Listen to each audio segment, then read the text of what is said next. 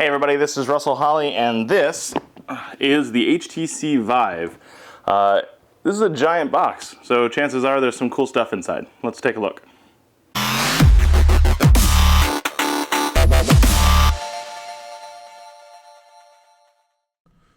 Sliding the top cover of the box off reveals the big instruction paper that will look familiar to anyone who has pre-ordered the HTC Vive, as there's an email with the same information inside. Under that paper, you see the big hardware pieces to get the HTC Vive up and running. This includes the HTC Vive touch controllers, which are significantly improved from the prototypes we've seen in the past. There's lots of curves and sensors and buttons all over. It feels nice. It's lightweight and has a micro USB charging port on the bottom. The Vive light boxes are what create the virtual space we'll be walking around in later. There's some weight to the boxes, but the pair of mounting screws make sure you'll be able to comfortably position them just about anywhere.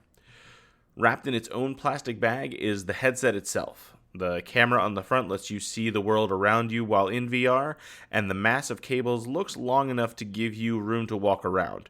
It looks like there's 3 straps for fitting the headset to your face, which we'll check out in a bit. These foam packages lift out to reveal many cables and mounting equipment needed to make all of this work. Each of these cables are individually packaged, which means there's a whole lot of plastic mess after you get everything unpacked. Tucked away in the box, you'll see the connection box that goes between the PC and the Vive. Also included down in the bottom of the box is the HTC branded microfiber cloth and a short pair of included earbuds.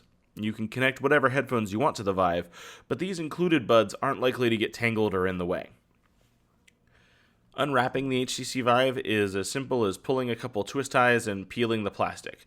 We also get a nice look at HTC's custom lenses now, with notches in the faceplate to help deal with glasses. HTC's controllers don't require much out of the box, but you're going to want to plug them in for a while and let them charge while you get everything else set up.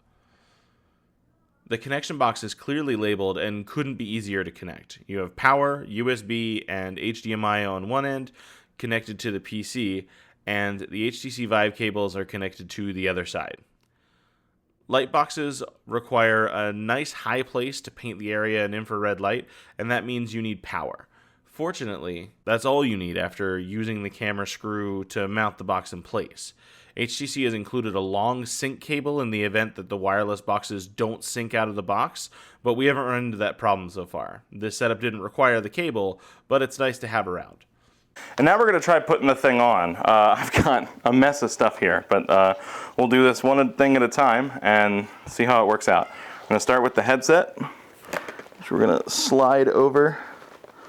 Now there's a top strap here that gets adjusted so that things slide onto the head a little better, and there are side straps, which are Velcro, that pull to get everything into place.